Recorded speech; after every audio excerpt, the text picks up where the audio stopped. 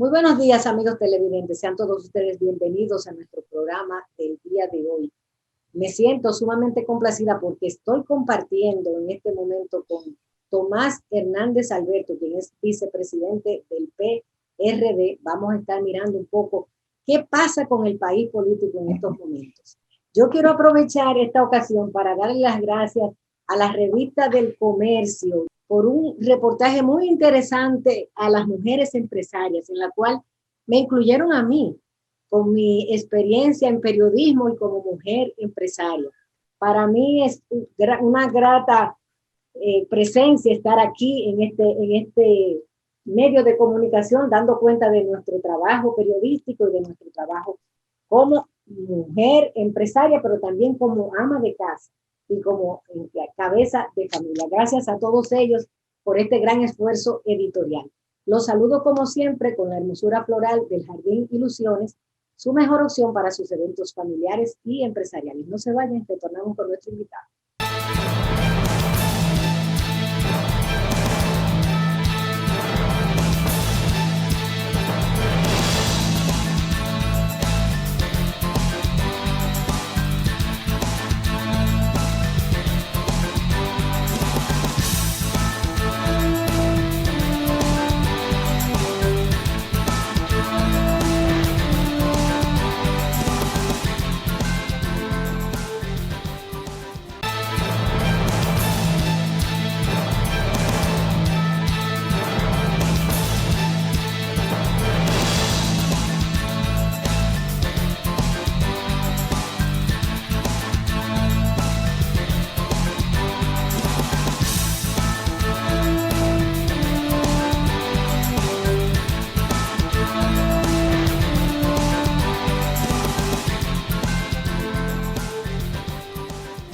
Me complace compartir con todos ustedes una entrevista con Tomás Hernández Alberto, vicepresidente del PRD, además fue director del Instituto Agrario Dominicano. Buenos días, Tomás, ¿cómo estás? Buenos días, Dania Goris. Yo estoy sumamente complacido porque a ti solamente se te olvidó decir que yo soy parte de esta familia. Claro que sí, doña Pía te declaró su cuarto hijo. Tanto te amaba y tanto te destacaba de por vida, siempre fuiste una persona muy especial para mi madre y para quien le envío un mensaje y para quien le envío estas flores en el día de hoy.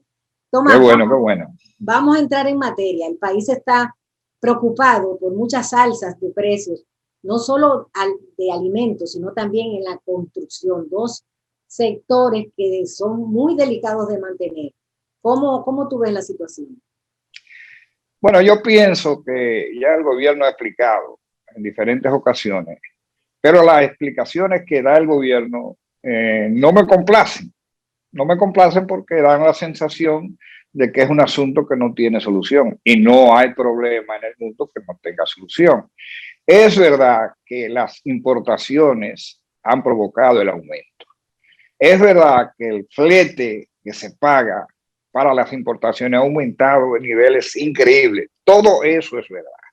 Pero quien gobierna tiene la posibilidad, primero, de establecer, por ejemplo, que los impuestos se paguen sobre la base del precio de los productos y no sobre la base del precio más el flete. Es decir, que el flete puede quedar en términos de impuestos, puede quedar fuera de los impuestos, o sea, como calcular por el flete que había anteriormente, porque lo que ha variado de manera fundamental es el flete y el flete no es un contenido a gravar. Es decir, que si la grabación de las importaciones fueran menores, el precio a que llegaran a la República Dominicana también fueran menores, primero. Segundo, porque el gobierno es un poder que si necesita importar por sí mismo, puede hacerlo. Es decir, yo creo que hay que decirle a los importadores que los niveles de precio al que ellos están asumiendo las importaciones para el consumidor no es correcto, que ahí hay una vocación como agiotista de especulación. Por lo tanto, el gobierno puede intervenir ahí también.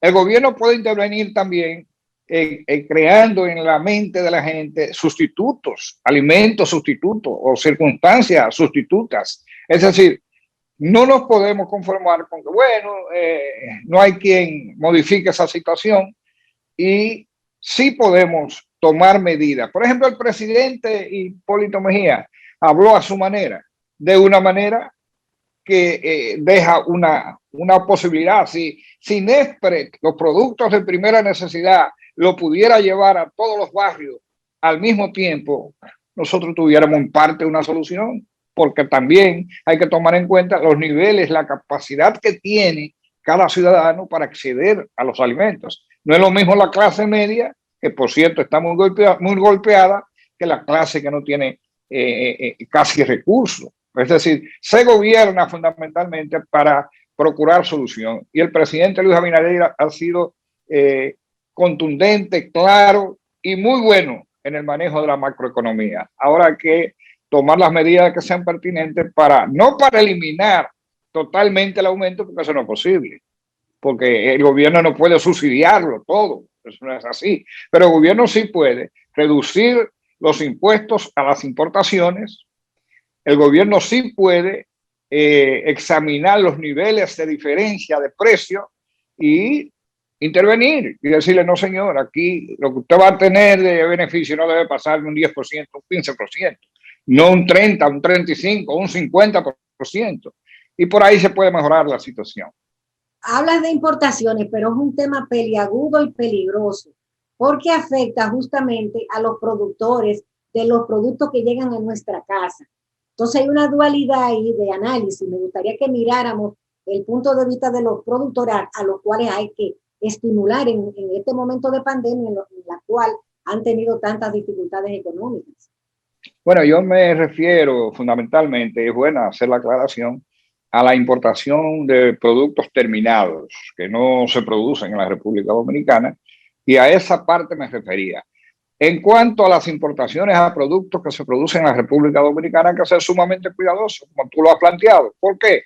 Porque se puede producir una baja circunstancial que mañana provocaría una baja definitiva, una alza definitiva, porque entonces disminuiría la producción. Entonces el gobierno tiene que jugar con todos esos factores y hacer que las cosas funcionen. De manera que te agradezco la aclaración. Así es. Y hablando de el IAD, me gustaría tú, en tu condición de ex director de esa institución, que nos diga cómo ves que está manejándose en sentido de apoyar a los agricultores y al sector pecuario del país. Mira, el Instituto Agrario Dominicano forma parte integral de la maquinaria de producción de la República Dominicana. De hecho, una buena parte del arroz que se produce en la República Dominicana se produce a través de los asentamientos de la reforma agraria. Yo pienso que el gobierno sí puede, en el plano que tiene que ver con la reforma agraria y a través del Banco Agrícola, de alguna manera u otra lo está haciendo porque se está financiando a tasa cero, lo que significa que eso le hace más competitivo. El gobierno sí puede ir en beneficio del subsidio de la producción. Es decir, ahí sí puede subsidiarse la producción, que de hecho se ha subsidiado siempre, ¿bien? Pero puede ir a niveles más profundos, primero. Segundo, el Instituto Agrario Dominicano está en muy buena mano. La estuvo con Faña también, porque yo soy un hombre justo. Yo no estuve nunca de acuerdo con la forma en que se trató el asunto Faña, pero yo no soy el presidente de la República. Ahora, el gerente de ahora es también una estrella de gerente. Danilo de Rosario es una estrella de gerente y está haciendo esfuerzo. Y yo, que he tenido algunos encuentros con él, he recomendado que por fin se haga lo que yo soñé hacer, pero que no pude hacer porque no tenía un congreso como ahora tiene el PRM. Es decir, había un congreso, pero no con la mayoría que permite hacer grandes transformaciones. Ya el Instituto Agrario Dominicano ya no puede hacer las funciones que tradicionalmente hacía. Ya no existen tierras para repartir. Yo fui quizá el último administrador del Banco Agrícola que pude ingeniosamente procurar espacio de tierra porque convencí, que no era tan difícil, al presidente Hipólito Mejía de que había que pasar tierra del CEA a la reforma agraria para que pudiéramos hacer asentamientos, porque ya se habían agotado también. El presidente accedió y nosotros entregamos 18,000 parcelas en la República Dominicana. y entregamos títulos provisionales de más de 200.000 solares. Todo eso se hizo en mi gestión. Ahora viene la titulación definitiva, que es un proceso sumamente interesante. Yo le decía a Danilo que hay que producir la transformación del IAD en un instituto de desarrollo rural. Es decir, tiene todas las condiciones, porque el productor de la reforma agraria tiene asegurado, o hipotéticamente, o mejor dicho, debería tener asegurado fundamentalmente el crédito a menores intereses, y además tenemos que tender a una situación que ya de hecho se ha estado produciendo, a que el campo no tenga que ir a la ciudad. Es decir, que la gente que vive en el campo se sienta bien porque ahí están todas las commodities. Ahora se dice así, ¿no? Todas las comodidades y todas las cosas. Entonces, el Instituto Agrario Dominicano tiene, y ahora están dadas las condiciones para que se convierta en un instituto de desarrollo rural. Ya nosotros avanzamos en mi gestión, pero lamentablemente no se podía llevar al Congreso Nacional porque en ese momento la oposición era rabiosamente contraria a todo lo que se hacía, y entonces no pudimos llegar a lo que era la esencia fundamental de la transformación del IAD. Yo creo que ahora están dadas las condiciones. Pero en este proceso que está viviendo la República Dominicana, si no, quizás o sin quizás, el Banco Agrícola está jugando su papel. El que todavía a mi juicio le falta mayor dinamismo, mayor apoyo también para que pueda hacerlo, es al INESPRE. El INESPRE era el que resolvía este tipo de situaciones, porque aquí no ha habido nunca una situación digo, nunca no, quiero decir, ahora no hay una situación de falta de producción, no, aquí no hay nada de eso, aquí hay producción suficiente. Lo que hay que hacer es hacer que los productos, como están un poco más caros, porque obviamente las circunstancias internacionales producen un aumento en el costo de la producción, lo que hay que hacer es disminuir entonces la franja que tiene que ver con la comercialización, porque si el consumidor tiene que ir a un colmado, esa es la última etapa de una cadena que lleva el mayorista, que lleva el transportista, que lleva... muy grande la cadena. Cuando llega al colmado, ya tú sabes cómo llegan los precios. Así es. Tiene que llegar a un acuerdo con los colmaderos para surtir directamente a los colmaderos, y eso le hace que los productos sean menos caros, y también tiene que llegar directamente a los dominicanos y dominicanas. Así es. Propongo una pausa y retornamos con Tomás Hernández Alberto. No se vaya.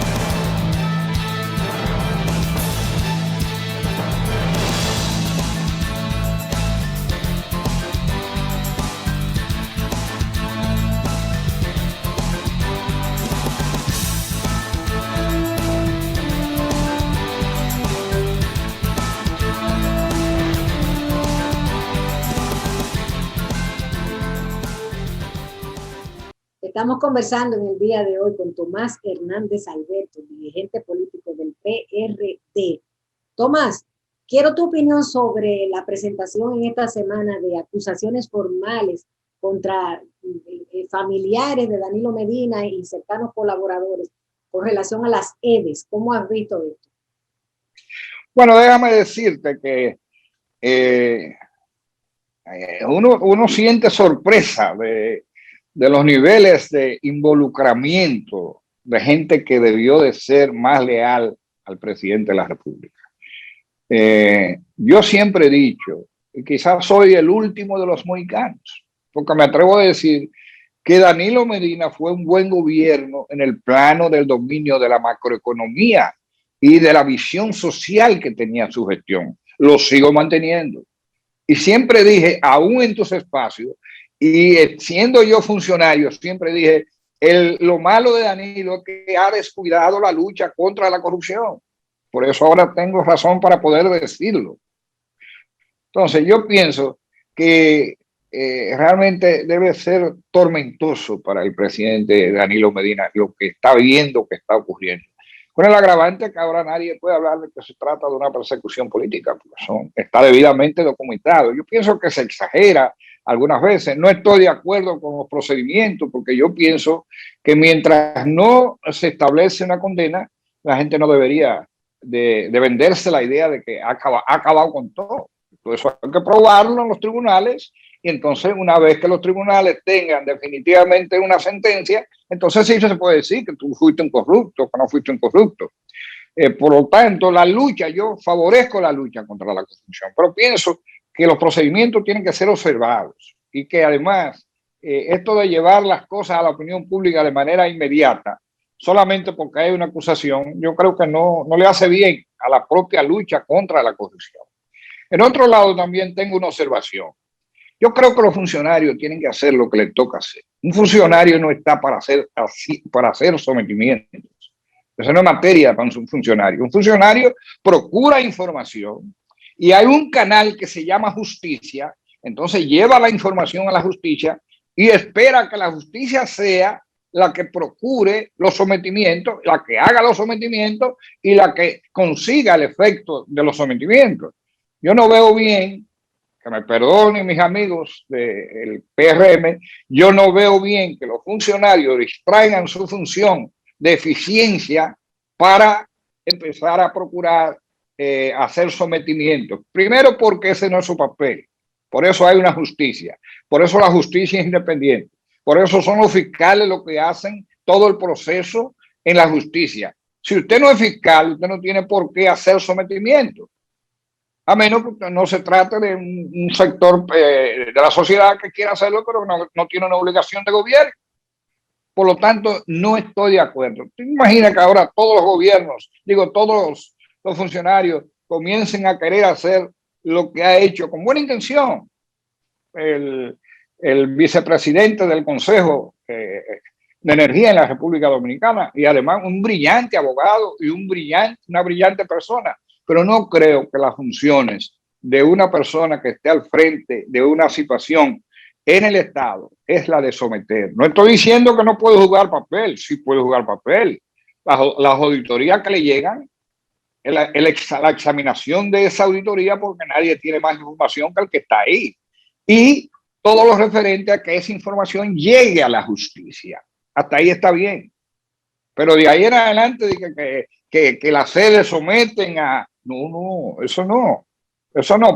Primero, porque habría entonces que pensar que la justicia no será tan independiente, porque ya los propios funcionarios quieren ser fiscales, ¿entiendes? Quiero que nadie me malentienda. Estoy de acuerdo con la lucha contra la corrupción, pero no estoy de acuerdo con que cada quien se convierta en protagonista de esa lucha. Los protagonistas son la Procuraduría General de la República, las informaciones se las brindan las instituciones, ¿cómo se llama? La dirección de la Contraloría General de la República tiene su papel, la Contraloría, de llevar información, pero también los funcionarios sí pueden hacer lo que se hizo en la EDES, es decir, hacer investigaciones exhaustivas que permitan que sea más fácil que la justicia funcione, pero no querer ellos convertirse en fiscales. A ver si yo creo que he sido claro en lo que estoy diciendo. Siguiendo el hilo de tu exposición, hay sectores que dicen que hay persecución política contra el gobierno de Danilo Medina. ¿Lo crees? Mira, yo te voy a decir una cosa. Yo no creo que esto se trate de persecución política. Claro que hay detalles que reflejan que no hay un mismo tratamiento para la gente que comete un pecado, si es de la oposición, y la gente que comete un pecado, si es del gobierno. Por ejemplo, un detallito, lo que han sido acusados con relación al caso de la Lotería Nacional, que es para mí un acto de corrupción impúdico, digo, todos los actos de corrupción, pero quiero decir que eso parte del alma, la manera en que quisieron acabar con la Lotería Nacional. Sin embargo, usted no vio que ninguno de ellos iban con grilletes. Con grilletes. Yo creo que nadie debe ir con grilletes. Yo creo que hasta tanto usted, claro, por razones de seguridad, en el traslado, es evidente que en el traslado tiene que haber grillete porque si no puede haber escape y ese tipo de cosas. Pero una vez que usted está en un recinto, ya no hay ninguna razón para seguir humillándolo. No importa lo malo que usted haya sido.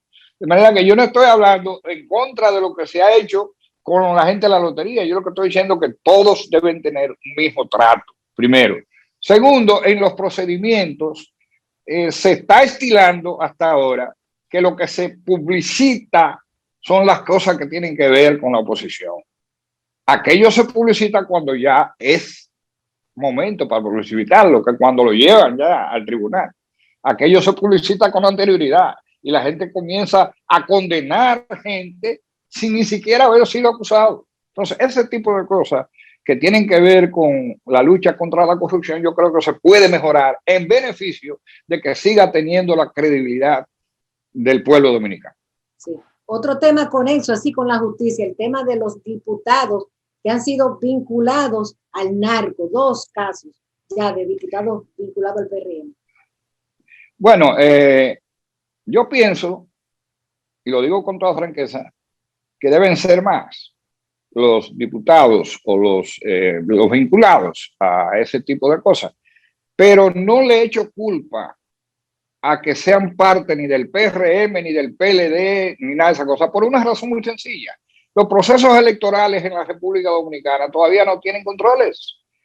Y ese control está en manos fundamentalmente de la Junta Central Electoral, que solamente puede actuar si las instancias del Estado, sea cual sea, le manda información. ¿Entiendes? Solamente el Estado sabe quiénes están siendo perseguidos y tiene la dificultad de que no puede hacerlo público.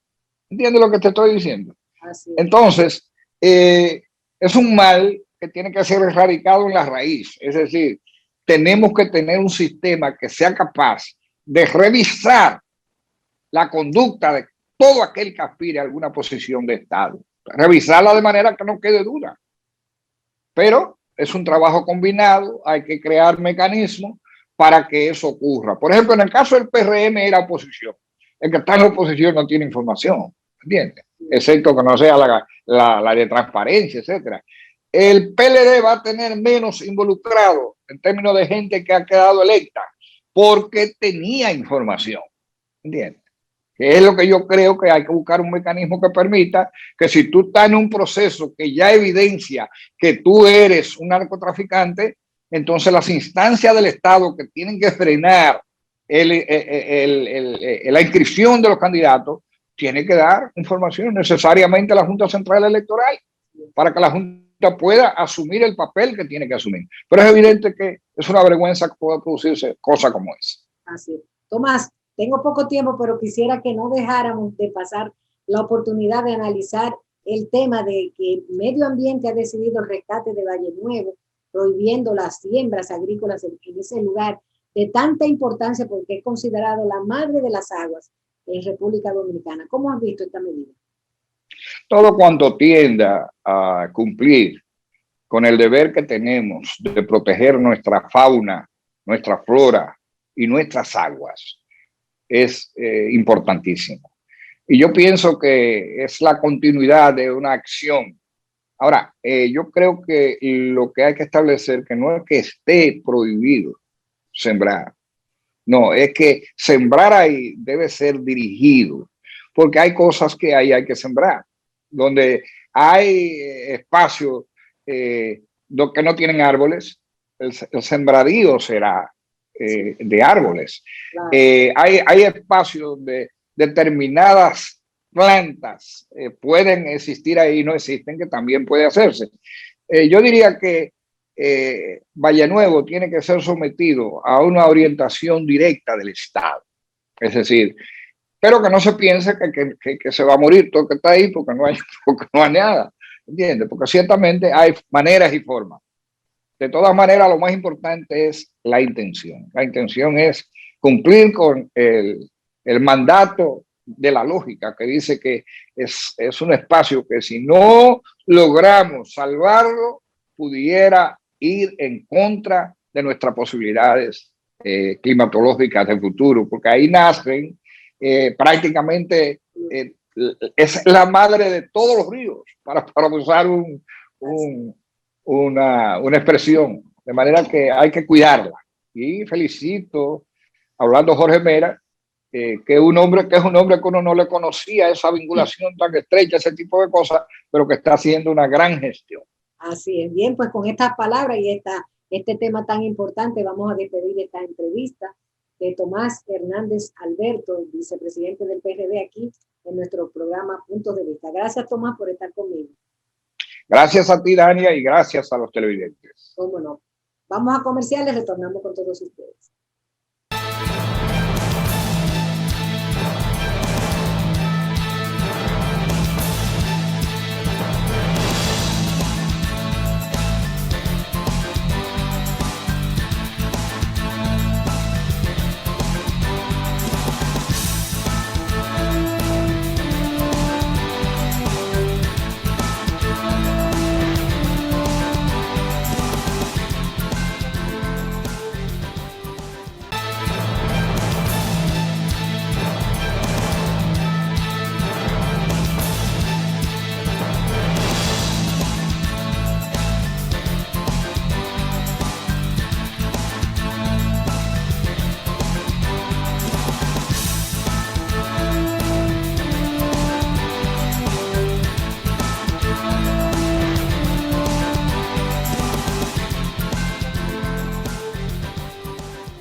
Amigos televidentes, muy buenos días. Gracias por la compañía que nos hacen para llegar a sus hogares en otra propuesta de palpitar económicos de puntos de vista.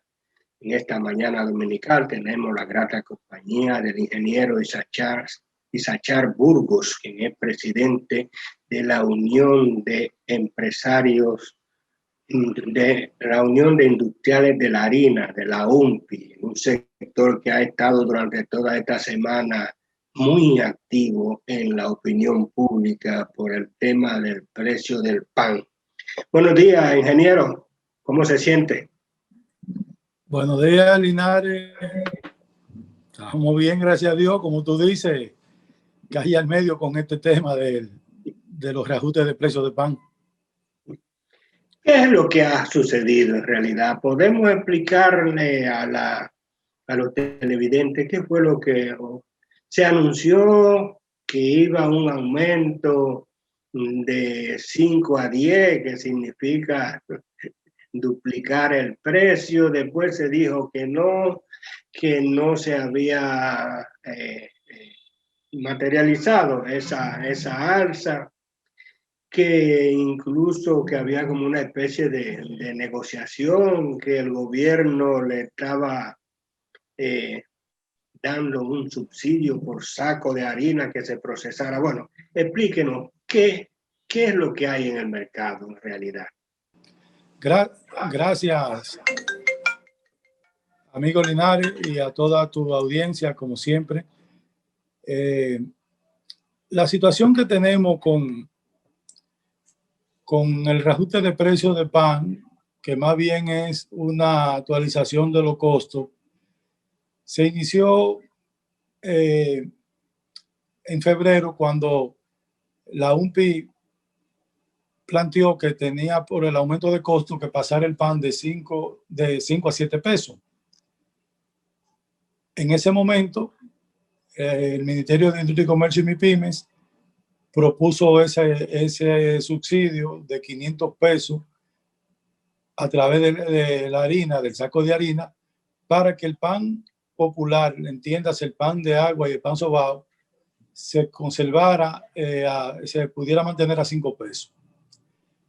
El día 8 de junio, el martes de la semana pasada, se nos informó que ya había concluido el subsidio, y obviamente ese acuerdo tenía como condición que una vez se terminara el subsidio se iba a aplicar el reajuste en el precio. Pero se ha hablado ahora, o sea, hemos estado planteando la venta de 2 por 15, porque entre febrero y mayo se incrementaron todavía más los insumos y los costos de producción para que inciden en los costos de producción. Es decir, tuvimos nuevos aumentos en la materia prima en sentido general, lo cual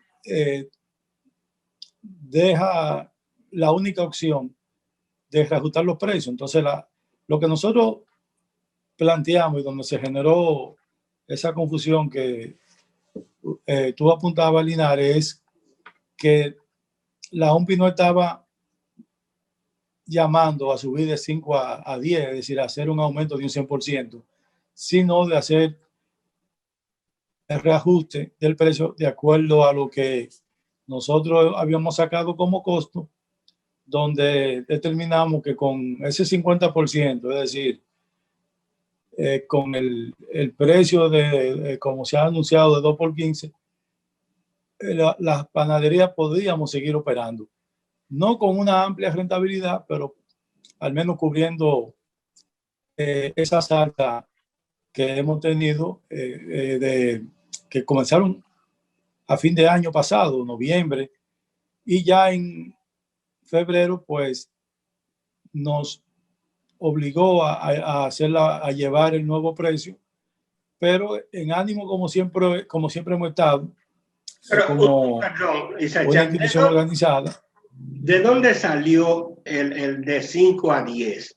Eso fue el reguero de pólvora que creó un conflicto, incluso ya con los consumidores, una protesta generalizada.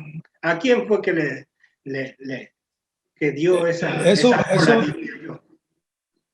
Eso es un grupo, bueno, que nosotros respetamos su opinión, un grupo que comenzó a difundir esa información dentro de la asociación, dentro de la unión. No son miembros nuestros, no son miembros nuestros.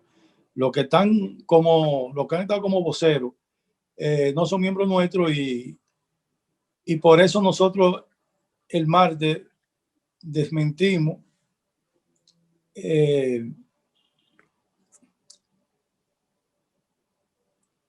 por eso el martes nosotros hicimos el desmentido de que no era la UMPI que estaba haciendo ese llamado de subir un 100% al precio del pan, y hemos estado aclarando que la propuesta que hicimos y que la formalizamos ayer es que se venda a 2 por 15 al consumidor final, es decir, ya cuando la persona va al colmado, va a la panadería, ese es el precio que estamos sugiriendo, por supuesto, porque nosotros no somos una institución que fijamos precios. Lo que estamos recomendando a los socios y lo que le hemos explicado y le hemos enviado cuáles son los costos en este momento.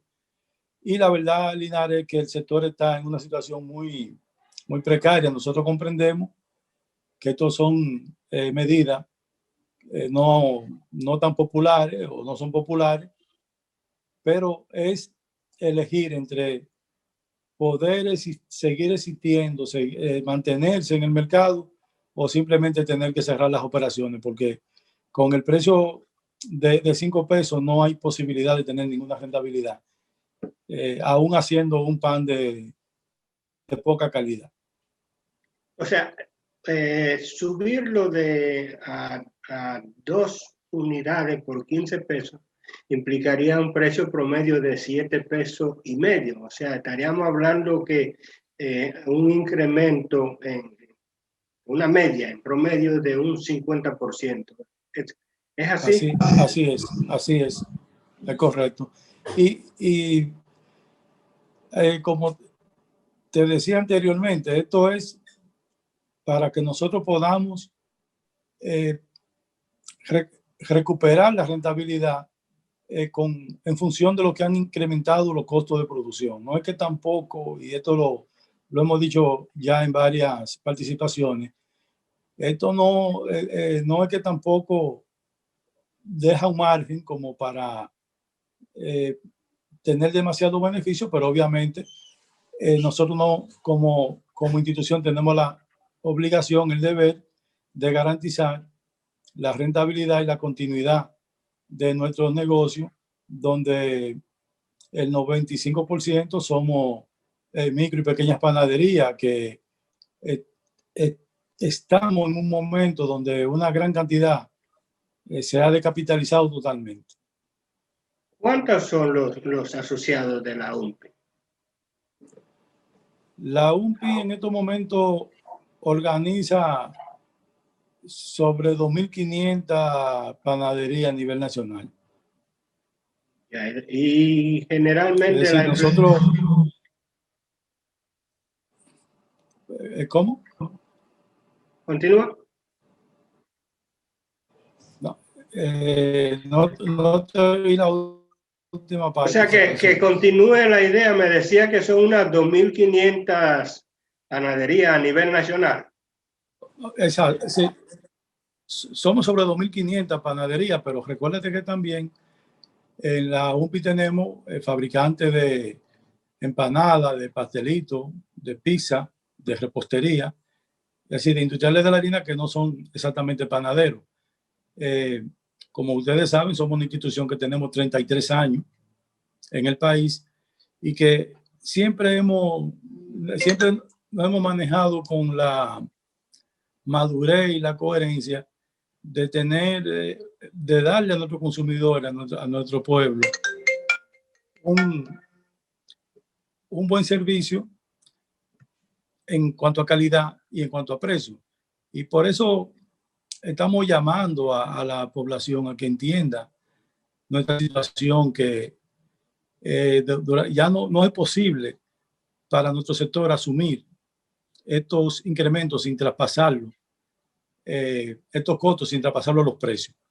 Esta es la realidad que en general estamos presentando.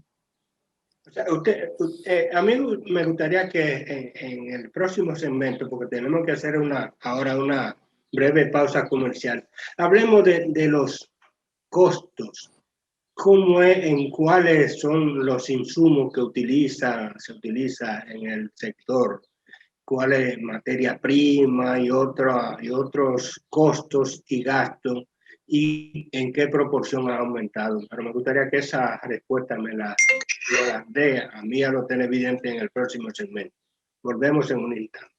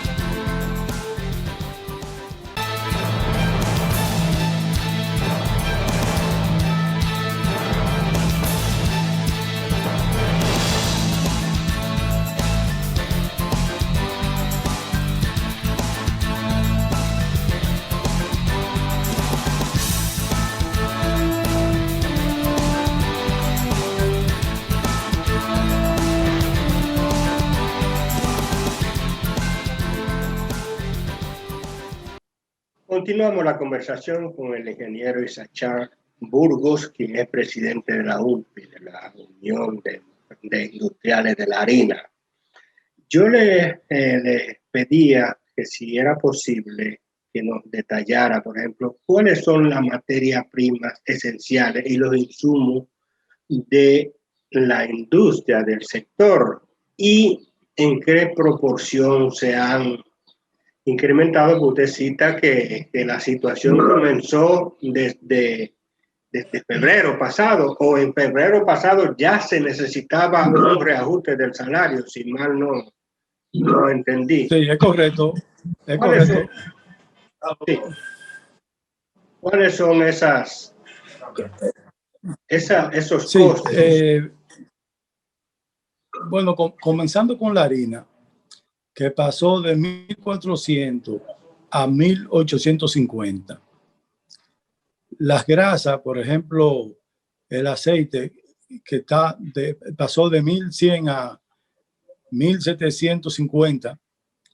La margarina, que pasó y está casi a 1.500 pesos, para un aumento de más del 50%. la funda plástica de 78 la libra, estábamos hoy comprando alrededor de 130 pesos. Eso, y así todos los demás insumos se registraron alza entre un 25 y 30% y en algunos casos sobre un 50%. Además, como ya hemos hablado anteriormente, hay otro ingrediente en el pan, que el pan no paga ITEVI como producto final, pero todos sus ingredientes, menos la harina, están grabados con ITEVI. Entonces, conforme que suben los precios, sube el ITEVI y el ITEVI se convierte en un costo, porque no podemos transparentarlo por la razón de que el pan no está grabado. Entonces, eso también es parte de un costo que ni lo recibe el consumidor, ni podemos nosotros de alguna manera recuperarlo, y al final lo que se convierte en un incremento adicional de los costos. Como te decía, cuanto más caro está el producto, pues el ITEVI también sube proporcionalmente. Entonces, en ese sentido, nosotros en los costos que hicimos, compensamos con ese incremento de un 50%, como te decía anteriormente, para poder recuperar la capacidad de seguir funcionando en el mercado y sobre todo que esa micro y pequeñas panaderías que tenemos, que son la gran mayoría de nuestros asociados, no terminen cerrando sus operaciones, no terminen definitivamente yéndose a la quiebra. ¿A qué proporción de la membresía está situada como pequeña y micro panadería? Nosotros somos sobre un 95% micro y pequeña empresa en la UMPI y un posiblemente 3-4% mediana y un 1% de empresas que se pueden considerar grandes, pero la inmensa mayoría son MIPYMES, que es la misma composición que tú sabes que tiene la industria nacional. O sea que entonces sí, un posible incremento en el salario mínimo le afectaría y se está planteando ya un 40% para la próxima revisión que haga el Comité Nacional de Salario. Es correcto que ya está en agenda para los próximos días. Nosotros entendemos que entre este mes y el próximo va a haber un reajuste salarial. No sabemos, está la apelación, como usted dice, de un 40% de parte de las centrales sindicales. No sabemos al final, pero cuánto quedará. Pero eso es un elemento que también se suma a esta situación que estamos viviendo en los incrementos de los costos directos que tenemos nosotros para trabajar. Cuando al principio de esta entrevista, el ingeniero Sachar Burgos hizo como una segmentación del pan y dijo que el que necesita o que se proyectó aumentar de precio es el sobao y el de agua, que lo definió como pan popular. ¿Es que hay otras categorías? ¿Cuáles son? Bueno, usted sabe que hay diferentes variedades de pan y tamaños también. Y igual que también los productos que se hacen con harina, como el producto dulce, repostería, galletas, etcétera. O sea, todos los productos elaborados con harina, con azúcar, con grasa, con huevo, necesariamente van a tener que ser reajustados su precio por los incrementos generales que estoy manifestándole. Y que en este momento fue un aumento de todo a la vez, porque hemos tenido situaciones donde un sector ha aumentado el precio, por ejemplo, el trigo, que sube la harina, la soya, que sube la grasa, y el maíz, pero en este momento todo ha subido, incluyendo un aumento muy importante en los empaques. O sea, el el incremento que ha tenido la materia prima para producir funda ha aumentado significativamente. Y nosotros, como te decía, en el caso de empaque, tenemos aumento de un 55 y un 60% de lo que era el precio a enero de este año. Y además de la disminución de oferta que hay en el mercado, producto de la misma pandemia, que la producción de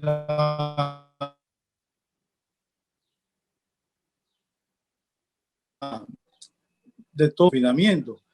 Entonces también hay países, productores de trigo, por ejemplo, que no han puesto oferta todavía a esta fecha de qué cantidad tienen disponible para exportar, o sea, para venderle a los países no productores como nosotros. Ya.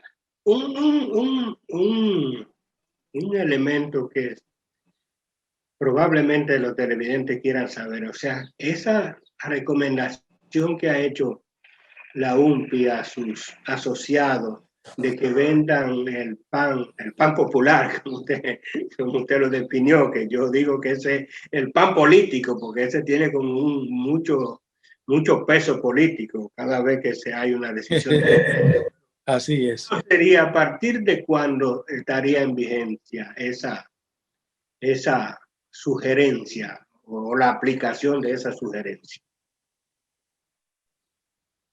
Bueno, quiero aclarar una vez más que nosotros como gremio no estamos fijando precio en el mercado. El precio en el mercado lo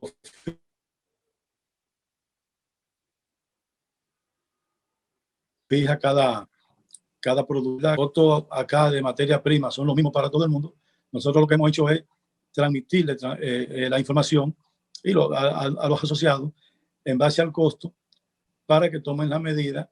Y como tenemos una gran cantidad de micropanaderías que tal vez no tienen un contador o un especialista en costos que le diga cuál debe ser su precio de venta, pues como una colaboración nosotros le orientamos de cuál puede ser un precio para que sus negocios sean rentables. No significa esto, aclaro, que nosotros estamos fijando un precio o estableciendo un precio en el mercado. Entonces, como tú decías, sí, el pan que sobao y el pan de agua tienen un alto ingrediente de que cuando se habla de cambiar el precio, se alborota todo, pero también hay que recordarle a nuestros amigos televidentes que hace 12 años que nosotros tenemos pan a 5 pesos. O sea, hace 12 años que el precio del pan no se ha movido de 5 pesos por diferentes razones. Entonces, en este momento no hay forma de hacer un pan a ese precio que tenga una calidad mínima como merece el consumidor. Ya. ¿Alguna consideración final? Veo que nos queda menos de un minuto para esta entrevista. Pedirle una vez más a nuestros consumidores que comprendan que no es una decisión que estamos tomando por otra razón que no sea el alto incremento en los costos de producción y que no tenemos ninguna otra opción que no sea transferir esos costos al precio final que tenemos que vender nuestros productos. Gracias, ingeniero, por aceptar nuestra invitación para esta entrevista que ha sido un poco complicada por el tema de la conectividad, pero bueno, ni modo, esperamos que se llegue a un entendimiento por la situación que beneficia a todos, que es muy difícil en un escenario como este que todos queden beneficiados, pero bueno, menos perjudicados, diría yo, entonces sería la solución. Gracias, confiamos en Dios que así sea.